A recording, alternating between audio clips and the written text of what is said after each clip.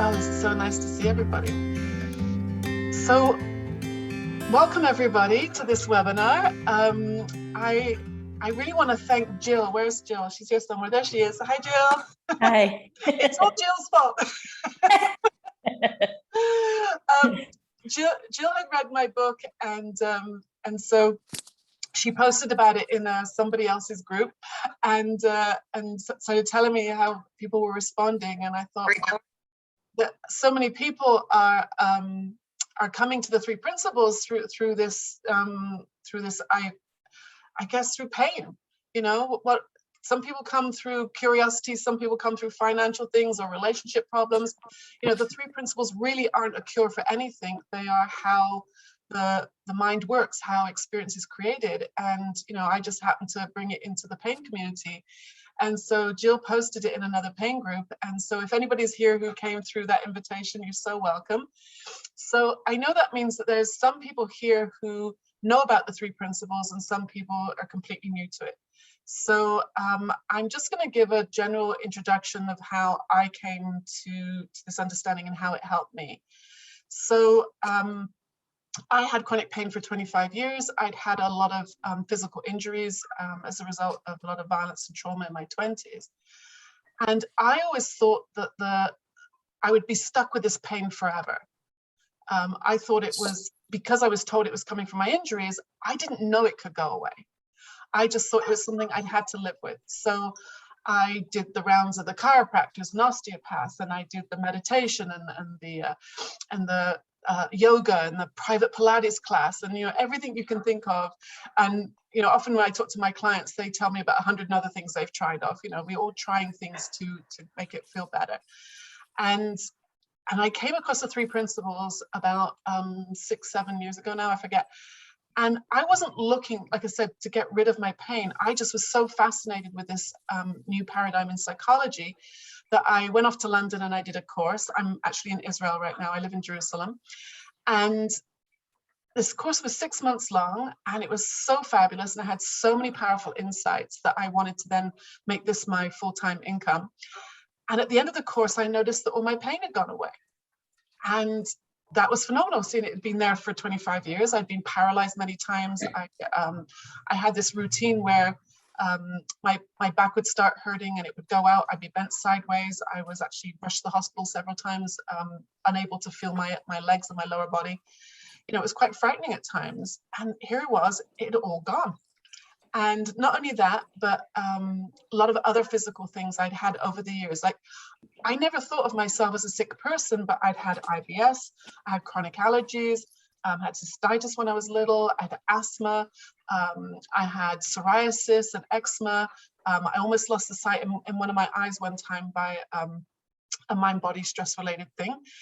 And I haven't had hardly any of that in the last 6 years. The back pain for sure is gone. I struggled with allergies for a little bit longer, and it's so funny, about an hour ago I started sneezing. I was like, darn it. But I think it's because my neighbor, I've got a new neighbor and she's cleaning her windows, and I think the Windex just kind of left it in the window and it went right up my nose. That's so what, I sneeze a little bit every now and again, compared to what I was like before, where I'd want to rip my head off and stick it in a bucket of water. You know, it's so much better. So that's why I started this group, why I wrote my book, and wanting to share this with other people. So about a year and a half ago almost, I published the book Painless.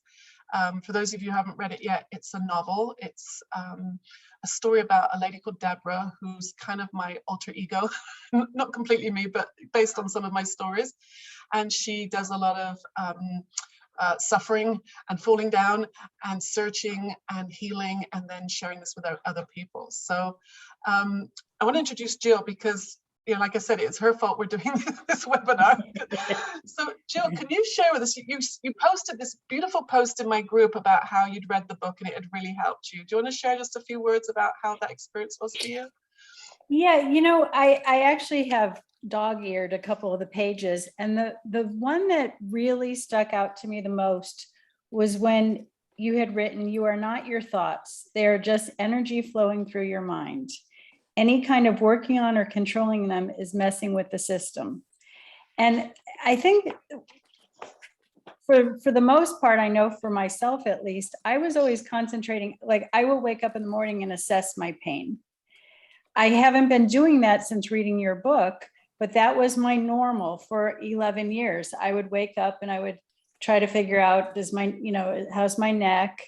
I also had something called burning mouth syndrome, which still likes to show up from time to time. But just the fact that I was always trying to fix myself. I was trying to find the right doctor or the right supplement, or if somebody else said that they had any of my symptoms, but that they got rid of their symptoms, how did you do it? Like, I thought I had to follow their exactly what they did. I needed to do that too, if I was to get well. And it just, now I realize none of that made any sense at all. And that's what kept me in pain. And also when you mentioned that, we all have our story and people relive their story over and over and over. And that just keeps us in the stress cycle. And so your book, I mean, I'm also reading your other book. I'm for the second time, because I don't know. Your other book is just as fascinating for me because it just applies to everything that I'm learning. And it's just been so helpful. Thank you so much for that. I really, and by the way, I apologize if you can hear drilling. They've decided to dig up my sidewalk outside my door right now, so at 8 o'clock in the evening. That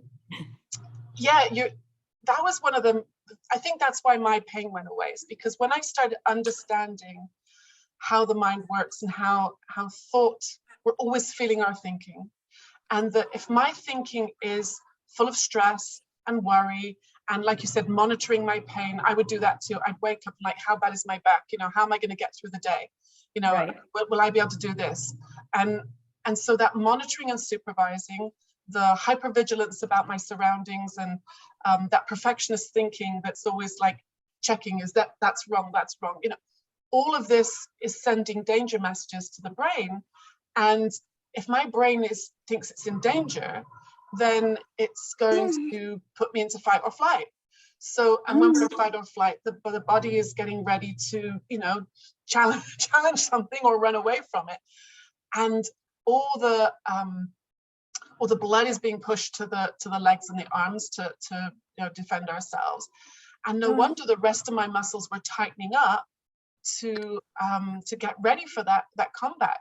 But if we're not actually fighting anything or running from anything, all those stress chemicals are just sitting there.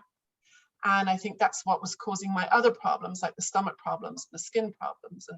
And I remember reading one time when I was doing my research, a dermatologist, and he'd noticed, like many other mind-body doctors, that a lot of their patients were very stressed.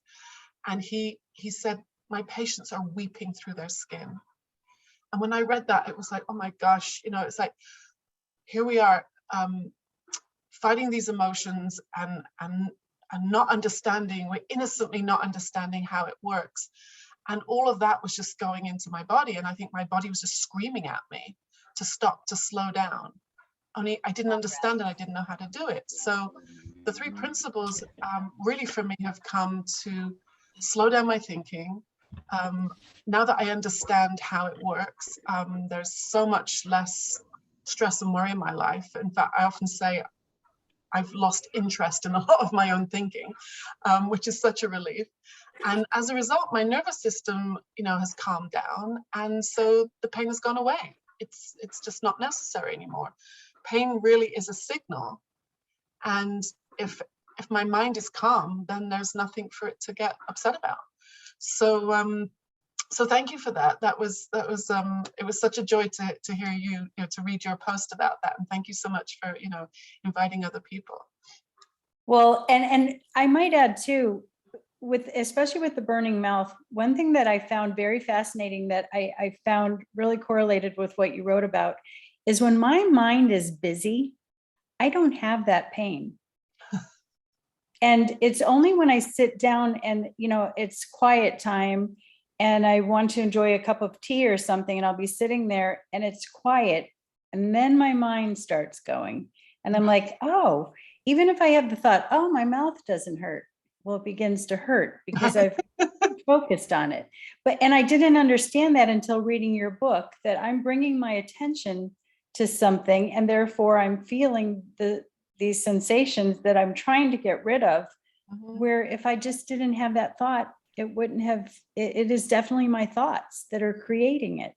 Right. And, so that's why I wanted to post in the other pain group about your book, and so many people have responded to it and they're finding it very helpful because it just makes sense. In these groups, they're trying to teach what you're supposed to do. You're supposed to journal every day to get all of your emotions out. And you're teaching that, no, we don't have to do anything. And it makes so much better sense than sitting there, because people will say, oh, I journal every day and my pain is escalated. Well, it's because you're focusing on all of the bad things in your life. So I don't know, your book made all the difference. You've made my day. Thank you. That's, if like they say, if just one person benefits from that, that it's so worth it. When I was editing and I wanted to throw it out the window because it was driving me crazy, as Pallavi will remember. It's worth it. I'm so glad we persevered and got it out there. And you've just reminded me, one of the things I wanted to share was some of my more recent insights. Sorry, I'm going to sneeze in a minute. And one of them was actually from, sorry, it'll pass. Excuse me. I'm going to sneeze. Oh, it's gone. So one of the really powerful insights I had recently is I've done several book clubs on Painless, like groups where we get together and discuss, what's in it. And I'm planning on doing another one. And stay till the end of the webinar and I'll tell you more about that later. But we were doing one, and Pallavi, who's here, has really supported my work, and I appreciate her so much. She shared a Sydney Banks quote in the group, and I still can't even remember exactly what it is. I've read it 100 times and I can't get it in my head, but it was, she'll probably remember. But I suddenly had this moment, sometimes insights, which is really what we're looking for shifts in our thinking, and sometimes insights can be quite powerful. They can be like the clouds separating and the angels singing. Other times it's just like, oh, that's what she meant. Like there can be really subtle and simple. So Pallavi shared the Sydney Banks quote, and I suddenly had this feeling that if we're sitting here worrying, overthinking, stressing, what if that's not what the mind was meant for, right? That's so the analogies that came into my head, one of them was it's kind of like having a Ferrari, a very expensive Italian sports car, and driving it around in first gear. Now, look at me, I have a sports car, it's shiny and red, right? And people could probably walk faster than if you're driving in first gear, right? But it's not what a Ferrari was designed for. Ferraris are designed to go, 150 miles an hour, and they're meant for top speed. What if there's all kinds of other things like peace and creativity and inspiration that our minds were meant for, and yet we're just wasting it on stress and overthinking? And another analogy that came after that was, imagine you went to a junk shop, like a secondhand store, and you saw a bowl, and you thought, oh, I could just clean that up and maybe put it on the dining room table. So you buy this bowl, you clean it up, you put it on the table, and over the years you stick your fruit in it, you stick your Post-its in it, you stick your pens in it, and it just becomes like that bowl that you move around on your dining room table. And then for some reason, let's say an antique collector comes into your house and he's like, oh, do you know what that is? And you're like, it's the bowl I got from the junk store. And he goes, no, it's a Tibetan music bowl, or it's something, it's some beautiful antique. It should be in a museum. And here we are sticking our pens in it, right? So it was just another analogy I came up with, how we are blessed with this incredible mind. Like the human mind is so powerful and so immense, and so there's no limit to like what we can do in terms of when we relax and just see that beauty and that the creativity that can come. And here I am, you know, for decades had just used it for anxiety, overthinking, stress, you know, and I really see like that. I'm still getting glimpses into exactly how anxious I was. I didn't think I was anxious. I knew I was very judgmental, but I can see how now that all those stressful thoughts and anxious thoughts were really keeping my nervous system revved up and producing the physical pain and the discomforts, and why that's all gone. So they were just some of the insights I wanted to share with you that have been going on now. So I mentioned Pallavi just now. Pallavi was one of my first clients I had when I started doing this Painless program. And Pallavi suffered with fibromyalgia for a long time. So I wanted her just to tell us really quickly what happened, what it was like, and now how's she doing now? Yes, thank you. Hi, everyone.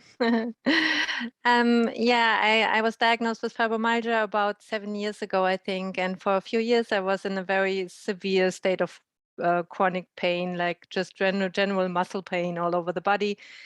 And combined with the usual stuff like insomnia and headaches and all these kinds of things.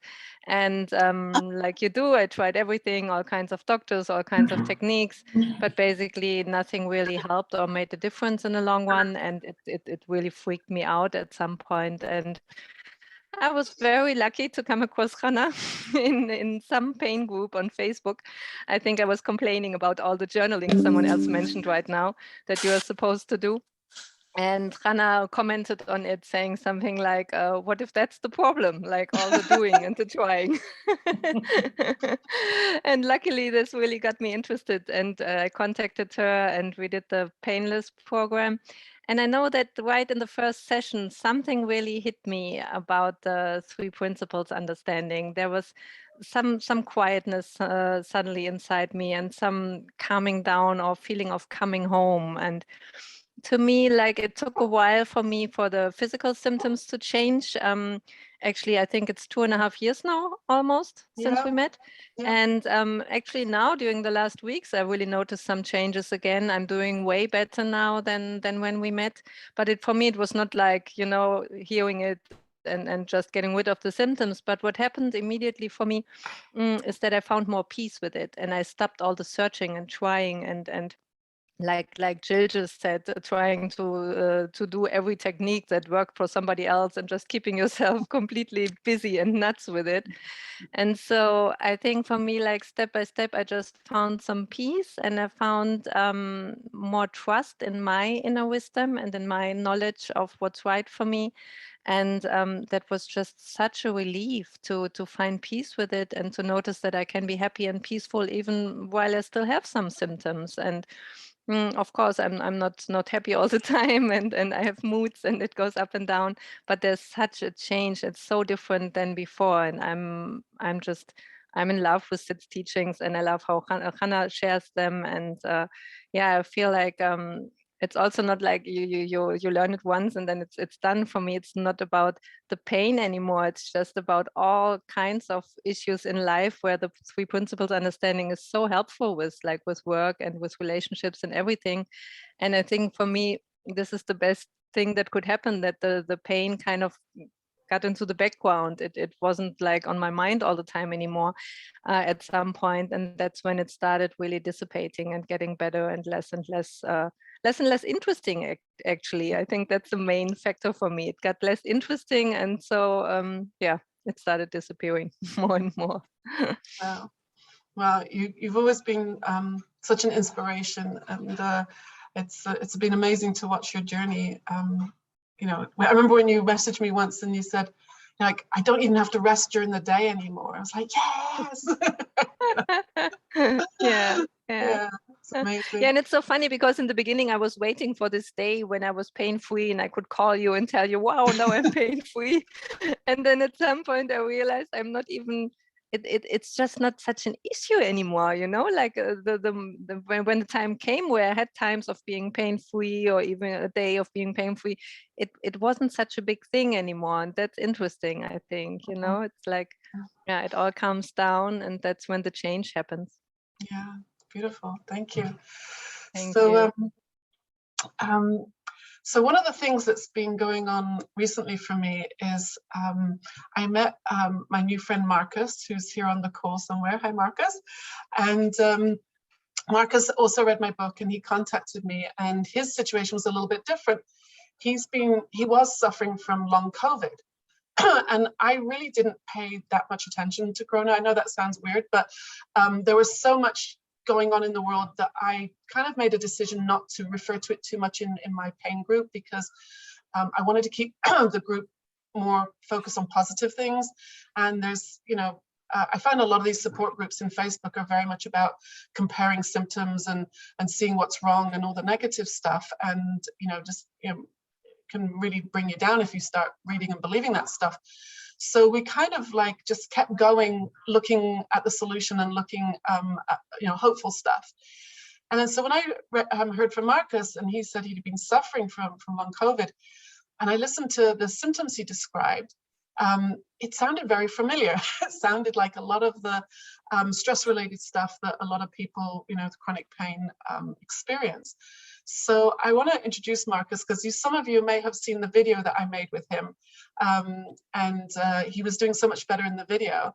So hi, Marcus, how are you?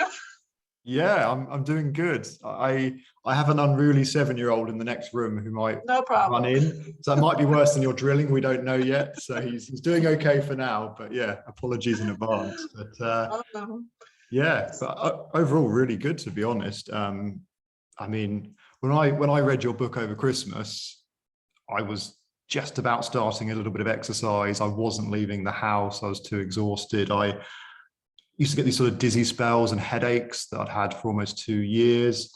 So the thought of driving was quite scary for me, you know. And it's funny because when you do occupational therapy, and people on this call have done work with OTs, and they're great, but they talk about, you know, pacing yourself externally. But of course, for me, you know, I was revving myself up internally. So I hadn't realized there was an inner speed. And I think, you know, reading your book, Painless, over Christmas, it was that, I think one of the things that Deborah sort of talks about is that, you know, so much of sort of, you know, pain is also sped up thinking, you know. I thought, oh gosh, yeah, that is the case. I started playing around with just, when I caught myself getting sped up and really sort of layering thoughts on each other, just catching myself and just trying to slow down, or just actually just letting them run, and then it would slow down. Just that, you know, observing it, if you like. And that seemed to help a bit with symptoms. Obviously, I reached out to you and we started working together. It's been quite miraculous. You know, I think, I mean, some of the stuff I had done with the doctors had helped, diet had helped and so on. But one of the doctors said to me, is the final piece of the puzzle is psychological. And actually, there's one doctor did a heart rate monitor, a guy called Dr. Alan Watkins. I had a heart rate monitor on for 3 days, and it was looking at heart rate variability to see how often I was in fight or flight. And he compared me to all this data with thousands of people my age. He said, yeah, you're in the 5th percentile. You're constantly in chaos. You're absolutely all over the place internally. So sort of, you know, going back to the 3 principles, because it's funny, I discovered the 3 principles years ago, but I thought that was more of a, here's how I deal with my stress in my business sort of thing. And then I got COVID, and I was like, well, no, this is a serious virus and a serious, like, you know, this is a real thing that, you know, the thinking stuff can't help with. You know, I need real medical intervention. And it's so ironic that, you know, something I discovered, you know, 5-6 years ago that really helped me with stress back then, you know, I'd completely forgotten, because COVID was a real problem. This wasn't just me working myself up. And I sort of come full circle, and it's actually been this understanding that's really helped me get back to almost normal. You know, yesterday I drove into the city, had lunch with friends, got my hair cut, just went about my day, and I forgot that, oh, I've been struggling with long COVID for 2 years. You know, that and I think, to pick up on something the other people have said, the story's not there anymore. Because a big thing I was doing was, when people were saying, hey Marcus, how are you? I was giving them an update on long COVID. And now that never happens anymore. It's not really there. Like, yes, occasionally I get a bit of a headache or whatever. And that's just a reminder to slow down internally as well as externally. Right. It's amazing. It's so it's so inspiring to hear these stories. And I remember when after we were talking a little while, I came up with this idea about deep resting, because that's what you kind of you just talked about pacing. And in the three principles community, we often talk about deep listening. And I've been coaching people for 30-something years now, and I thought I was a good listener. And I realized that actually I was a terrible listener, because I was basically waiting for you to shut up so I could tell you what to do, which is no kind of listening, right? And so deep listening is when you're listening with a quiet mind, with nothing else on your mind, and it helps you to be really present with people. And so I kind of applied that to resting, because most people on this call, if you've suffered chronic pain to some degree or discomfort, we want to resting and repair is something that we've kind of been missing. And so deep resting is when we're not doing anything. Because sometimes I say to people, are you resting? And they'd say, yeah, I'm just going to lie on the sofa and watch Netflix or something, or I'm going to, I'll just lie and get my laptop and just check my email. That's not resting, right? We're still engaging the mind. And like Marcus just said, if we've got an outer speed and an inner speed, we may have slowed down physically because maybe we're frightened to move our bodies, or frightened to lift, or frightened to do something, or frightened to eat certain foods or go to certain places. But if our minds are still going really fast, then that inner speed is still keeping, the fight or flight response going. So I want to thank Marcus for helping me develop this idea of deep resting. And he also invented a word. Marcus invented a word called COVIDy. I said, how are you doing? He said, I'm feeling a little bit COVIDy today. So it's so nice to hear that you're not even needing your new invented word anymore. So thanks for sharing. That was really inspiring. Thank you.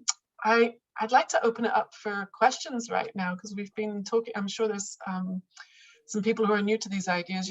We might not be making any sense to you. If you have any questions, I love questions. So you can either ask me or any of the other people that are on the call that have been talking. Does anybody, you can put your little digital hand up or wave to us. Wendy, did you have a question? Oh, you're just waving. Oh, Roz, I see Roz. Would you like to ask something? You have to unmute yourself. Well, my daughter, who lives in Jerusalem, told me about you. I live in New York, and I am a retired college professor, and I'm a journalist. Okay, I publish journals. I write books, articles, mostly about the arts. And about not quite 2 years ago, after never being, well, a few years ago, it was discovered that I had beginning to have rheumatoid arthritis. Pain was not bad. I was given medication and I was really fine, highly functional, traveling all over the world, no problem. And a year and a half ago, out of the blue, I got within 3 days burning mouth syndrome. And I have had burning mouth syndrome now for almost 2 years without a second let up, all day and all night. I live in New York, and I'm probably seen 15 doctors. I've seen the oral pathologist. He's even been in consulting with a Seattle doctor who's the #1 doctor in the United States about burning mouth syndrome. Cognitive behavioral therapy, acupuncture, you name it. Can't do yoga because I can't lie down. But frankly, so far, no relief. And the worst part of it is that the pain is so acute that when I do fall asleep and it wakes me up, I have the pain then for 10, 12 hours, it feels like someone poured hydrochloric acid down my throat all the time. So I'm at a loss. I don't know what your 3 principles are. So therefore, I can't speak to that. But I really feel at a loss in how to help myself, because the level of pain I have, I've never been sick in my day of my life. So it's not a history of sickness. I'm so sorry, Rose, that you've been going through this. It sounds horrible. I haven't had that one, but when you heard Jill say that she had burning mouth syndrome and it's all gone, what went through your mind? Did you hear her say that? I did. I was shocked because there's very little. I have a PhD in English, so I'm an academic, and I read sort of scientific things too. And everything I've read said no cure, lasts for 10 years, lasts the rest of your life. I've read little that's optimistic about it. And so when I heard Jill, I said to myself, well, that's really nice. Mine started and has never gone away. It's never wavered. In fact, all it's done is increase in intensity. Right. So I don't know what Jill did, but. Well, I think what's important is Jill didn't do anything. And I think like a lot of people have kind of hinted at, it's when we're busy, doing, trying to fix it. And it's understandable. Of course, you would go to the doctor. And I recommend people, if they have something physical, they should have it checked by a doctor. And then when we go to this next doctor and the next doctor and the acupuncture, right. and it's very human and very normal to do that. But I also think that that's part of the problem. Like I haven't, my pain has gone away pretty much since I stopped doing. Right. That's what I'd like to do. I'd like to stop all the medication. Right, so please do. Please do. Right. So I'm going to answer your question about. So my favorite prop to illustrate this is the snow globe. Right. So here's my snow globe. Right. Bought in Jerusalem, and all of those techniques, the doing, the searching, the overthinking, the monitoring, the supervising of everything. It's like shaking up the snow globe. You see that? All the glitter swirling around, or another technique and another method and another thing I'm going to try. And we keep shaking it up. And every time we try and do stuff, it's shaking it up. But look now, it's gone clear. Even looks like the sun's shining. It's my lamp. So Roz, what did I do to make it stop? You stopped shaking. Yes, right? I actually didn't do anything. In fact, I stopped doing the things I was doing. And now I've got clarity and peace. And in that space that then opens up in our minds when we stop doing, when like Pallavi was saying about stop paying so much interest in it, stop feeding it and fighting it, it provides us with space and room for clarity, for intuition, for inspiration. And sometimes it happens quickly. I've had people, their pain has gone within, like 5 minutes of one conversation. That was miraculous. And I don't guarantee that to anybody. And sometimes, I found people with fibromyalgia and chronic fatigue, that seems to take longer. We don't know why, but the quality of life can get better pretty quickly. So the 3 principles, like I said, they're not a cure for anything. They're a new paradigm in psychology. The 3 principles are actually mind, thought, and consciousness. They're principles. They're like gravity is a principle. Like if I drop my pencil, it goes down, right? That's a reliable system. It doesn't go left on Tuesdays or in circles on the weekend, right? Gravity principles work the same all the time wherever you are. And the same is true of how the mind works. All our minds work exactly the same. We have this energy we call thought that's constantly moving through. And because it's constantly moving, there's actually nothing to fix or change, because any thought I've ever had, any broken heart, any hurt feeling has moved on. And so one of my favorite ways to explain that is, if any attempt to try and fix and change my thinking is like dragging a train back into the station to work out how to make it leave, well, it already left. So when you know that the thought is moving and the experience is created by thought, what it helped me do was separate a little bit from all that stressful thinking and see that I'm not my thoughts. And I see now, when I look back, even before all the treatments I started trying, I was in a lot of stress and anxiety, even from being a small child. I didn't think it was stress and anxiety. I just thought it made sense to think deep and hard about stuff, because I was usually right, and if I think hard enough, then I'll find the right answer, and I'll find, like if I think about it enough, I'll be able to work it out. And all that thinking, that's actually stressful thinking. You know, when now I don't really like think that much anymore. It's like, it's so much more peaceful and quiet, and I don't have any pain. My body's not screaming at me anymore. So what I suggest is you know, afterwards, maybe, you know, I think you have my email address, or your daughter can contact me, and I'd love to share more with you about this. And we'll see if we can, you know, find something that, some insight that will shift some of those ideas and bring you some relief. So please be in touch with me. I'd love to talk some more. Does anybody else have a question? Let's see.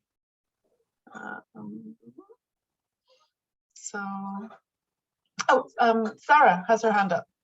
Yeah. Hi. Hello. I don't know how to take my hand off, but That's anyway. okay. There. Hi. Hi. I want to apologize. I left the group a couple days ago because I started working with this TMS coach who said, get off all the TMS groups. Like, that's your homework for the week. You know, they talk about symptoms. And so I'm temporarily out of the group. Just hopefully I'll be back soon. But I wanted to say that long before I learned about the 3 principles, which I just learned maybe a week or 2 ago when I entered the group, and I'm finishing up your first book, and then I'm going to start Painless probably today or tomorrow.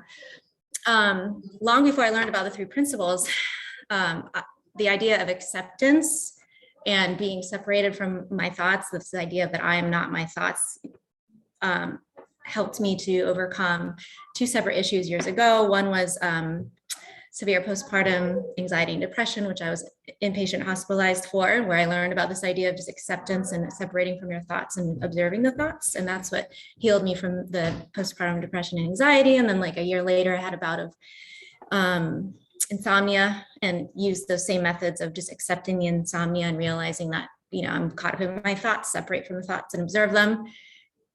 I could sleep again. So, but it never occurred to me that I could kind of use these ideas of acceptance and separating from my thoughts with a TMS symptom, which I've been struggling with lately.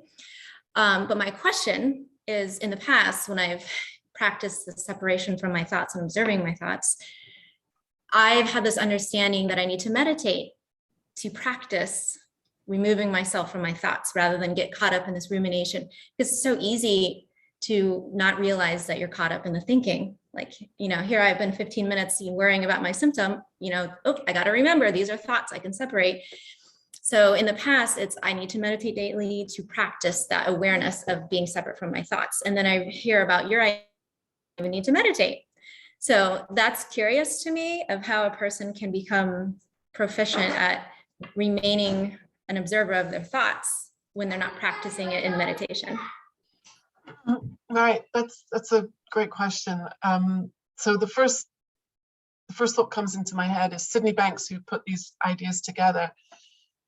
He once said, don't confuse the state of meditation with the act of meditation. Meaning the state of meditation is what we all want. We all want peace of mind, right? We all want to be relaxed and feel better. And that's very normal and natural. And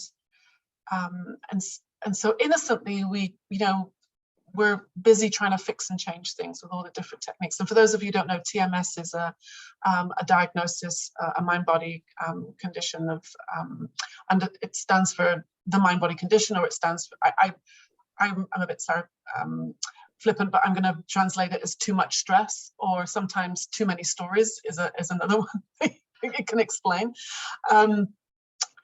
And what I found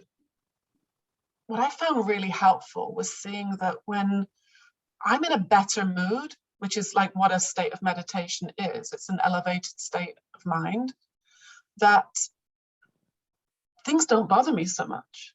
When I'm in a better state of mind, like Jill started out saying, like, you know, she didn't notice her burning mouth pain when she was, you know, busy doing something, or, you know, it's only when we start thinking about it, in fact, Dr. Lorimer Mosley, who's a pain specialist, he says, we only feel pain when it comes into consciousness.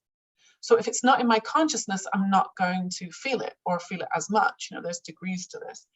So a better state of mind would be the answer, right?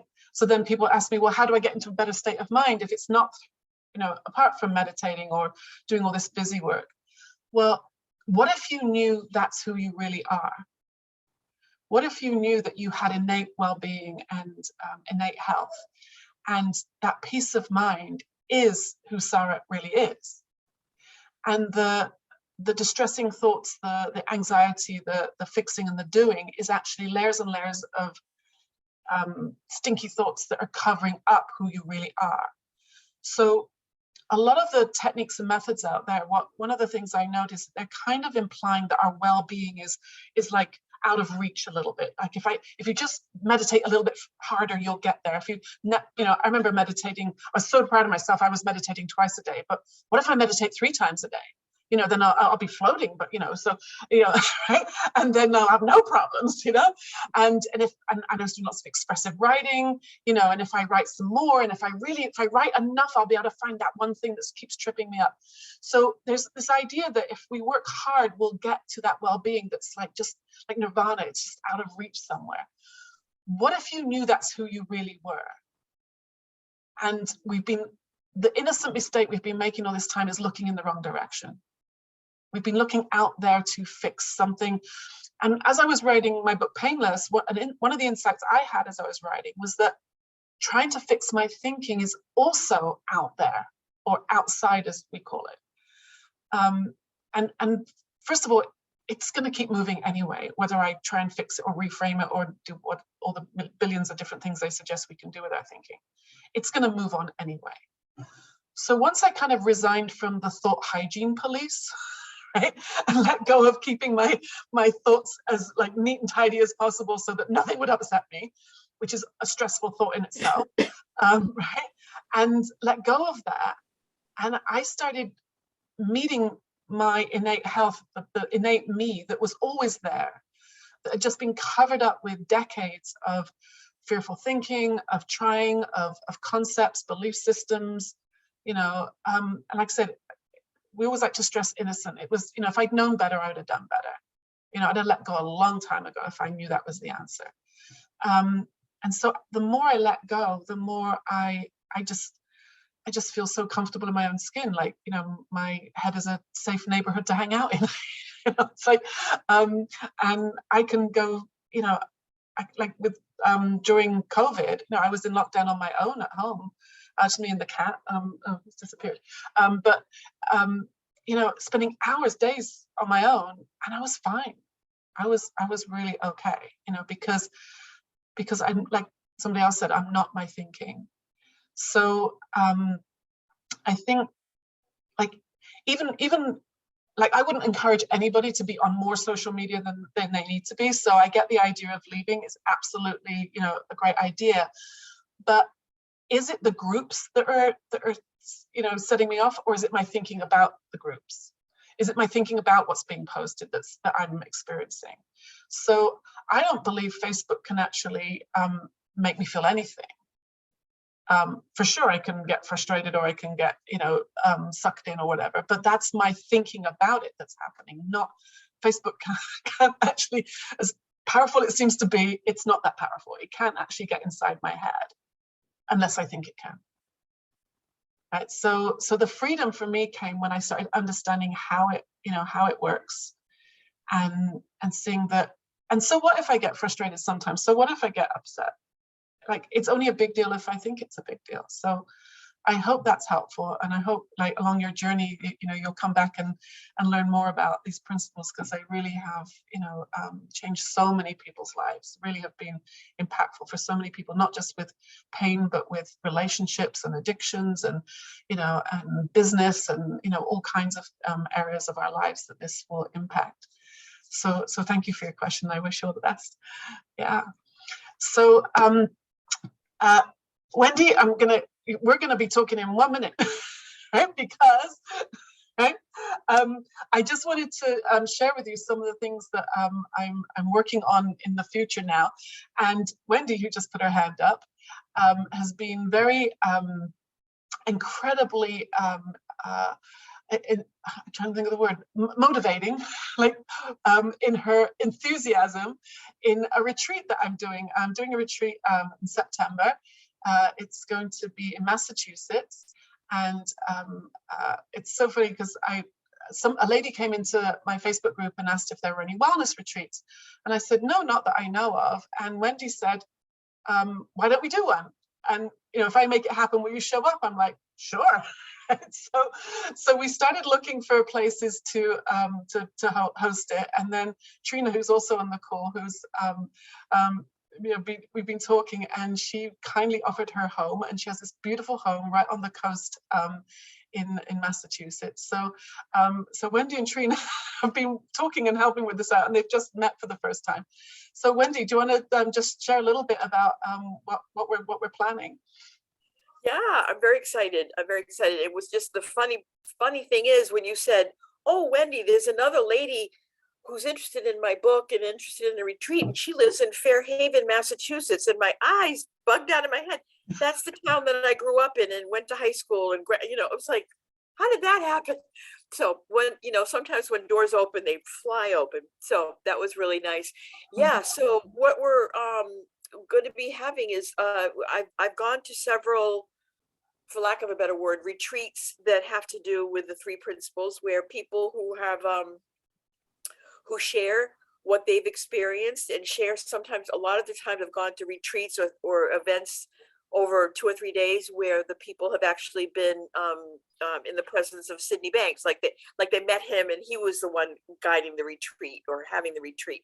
And so these people knew him and learned from him firsthand, and so that's been wonderful. So Trina and I kind of have this vision of how we would like to have Hannah come and be just like we're doing right now, sharing some knowledge and some awareness and some experience, and then everybody participate in it in a very kind of collaborative way, and see, what kind of things kind of shift, what sort of things fall into place, what sort of things go, aha.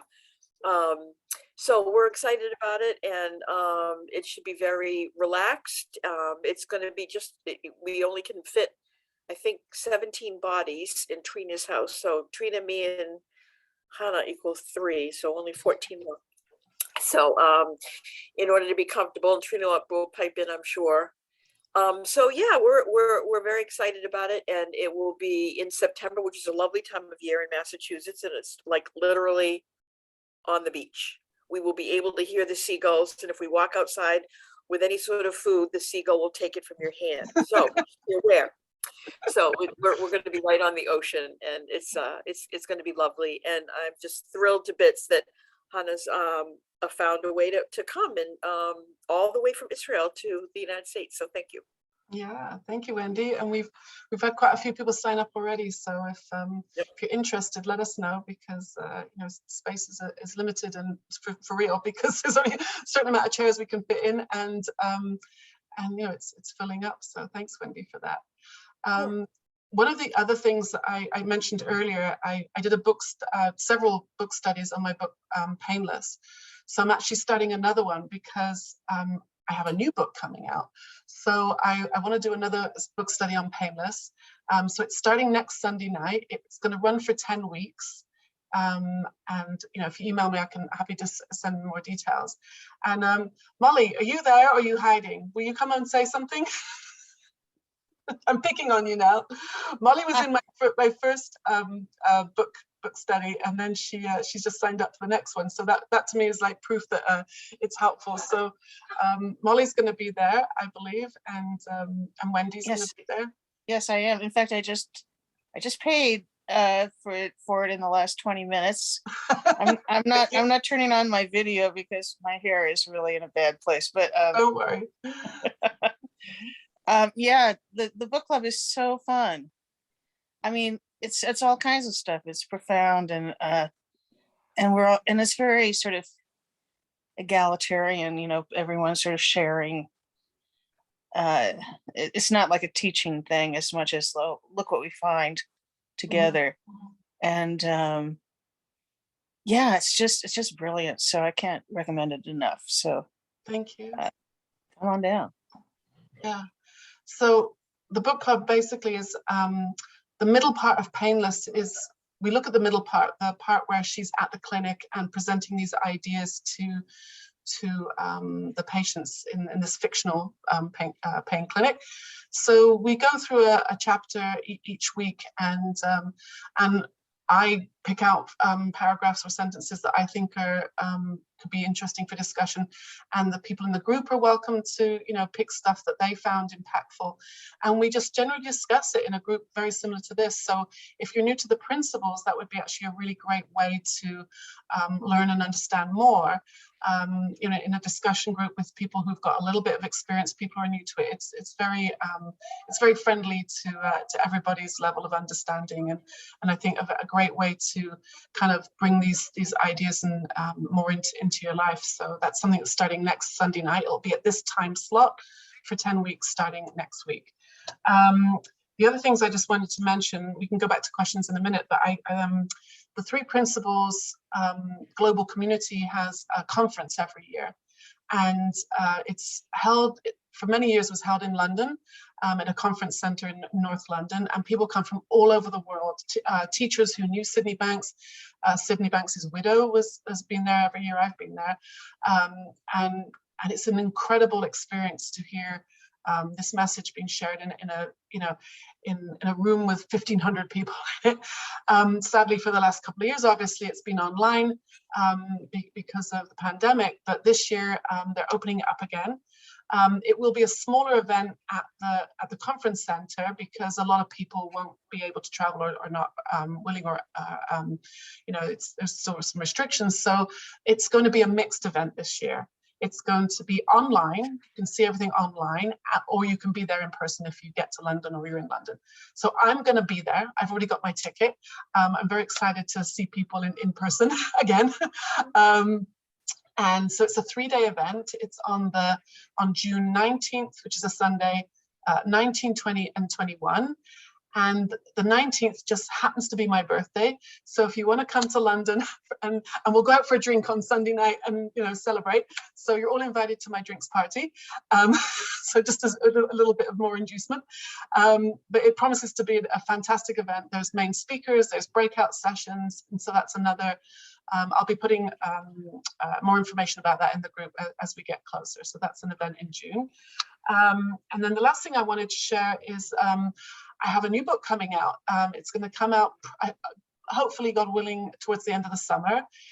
It's called Very Well, and it's a hormone adventure novel.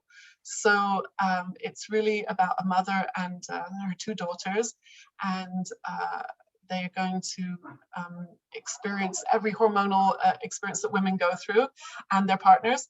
And so I read a lot of research, and it's very, it's kind of connected to a lot of the stuff that we've been talking about with pain. The 3 principles are going to come into it again and show that this principles understanding really is how everything works. And so that book will be coming out hopefully in September. So please look out for that. So that's all I wanted to share. I see Mary has a question. So Mary, did you want to ask something? Yeah. So my 87-year-old mother is dying. We've been visiting her for the past 2 weeks.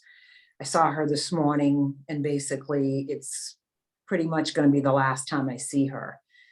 I know that grief is also thought. And I just need a little clarity around, first of all, I've had raging arm, wrist, and hand pain ever since this started. And I know, I'm like, okay, it's thought related, but it's grief related. I can't put my finger on it. And so I'm just trying to understand, like, how is grief? How is that tied into like our thoughts? Because I'm physically suffering. So I'm trying to understand, like, well, I got to feel the pain. I got to feel how I feel, right? We're watching my mother die. So how do you differentiate that? First of all, I'm I'm sending you big hugs down the airwaves. You know, if I were there right now, I'd want to give you a big hug. I'm so sorry that you're having to go through that. And the first thing I'd want to say is be nice to yourself. You know, it's a very, very, you know, big thing you're going through right now. And maybe trying to work out what it all means, it might not be the time for that. You know, that might actually even be contributing to some of the discomfort. I'd say just accept the humanness right now in for you and for your mother and for, you know, for family members. That see, I would be nervous if you weren't feeling something. I don't mean the pain necessarily, but you know, it's a huge loss. Grief is, you know, it can be consuming. And so I would be careful not to judge yourself for, you know, the right way to do grief, the right way to, you know, trying to work it out and understand it. I'd say just be as kind and as nice to yourself as you can. And the time to work this out might be a little bit further down the road, which I'm happy to help you with. And this keeps coming to my mind is in my first book, I put the story of a man called Sheldon, who was actually, as a real person, he was my neighbor, and his wife passed away. She was young, she was only 35. I did the flowers at their wedding. You know, it was a huge shock to all of us. And the reason I put him in the book was because I was so inspired that even though his heart was breaking and he was absolutely, I remember him saying, I feel like my heart has been ripped out of my chest. He wasn't consumed by his grief. And he had, I mean, none of us knew about the three principles in our friendship at that time, but he was the principles in action in that he was just in the moment. And sometimes that moment was, you know, frightening, and he would cry like a baby. And other times, you know, I remember people coming to visit him to pay their condolences, and he'd be taking care of them, you know. And then other times when I remember I had to take him to Kinko's to get the death certificate faxed somewhere, and he was shaking so much, you know, I had to like help them do it. And other times we'd go for a drive, you know, just to get him out of his house, and we'd go for a drive up the coast, and you know, and he'd just sit and look at the ocean, and there were no words, you know. But each time I was so inspired how he was just so in the moment, and not he wasn't forcing himself to feel anything. If he felt sad and he wanted to cry, he would cry. If he felt like he wanted to be quiet, he'd be quiet. And if he felt, you know, available to other people, he would do that too. So that's what I would share with you right now. Working it out, understanding it. Like you're right, it is made of thought, but sometimes that's not always helpful in terms of you know, when you're dealing with a broken heart. So I would say be kind to yourself right now. And that kindness will, like we were saying earlier about like being in a better state of mind. You can be in grief and be in a better state of mind. And I think that will bring more insights and more understanding than any analysis or words that I could share with you right now. So I'd be happy to talk with you more about it for sure. So please, you know, reach out and we'll connect about that. And I know I'm going to see you at the retreat, right, in September. So Yeah. I'm looking forward to meeting you in person. So, and you'll get to meet Wendy and Trina as well, who are lovely friends. So and thank you for sharing that. And you know, I wish your whole family, you know, just love and kindness and this tough time. I think I feel worse physically than anything. It's just pain, you know. Right. So let's talk. We'll meet after and we'll talk. So, well, thank you everybody for coming. Thank you everybody who has spoken, shared, and for sharing your experience. It was, you know, very inspiring. For those of you who are new to these ideas, and I hope we've piqued your curiosity, and please post questions in my Facebook group, reach out to me. You know, we're happy to share more because it's been so impactful in our lives that we really want to share this with more and more people. So if you want to know more about the book club or want to sign up, please email me too. So that's it. Thank you everybody for being here, And I look forward to being in touch with you all soon. All right, take care. Bye. Bye. Bye.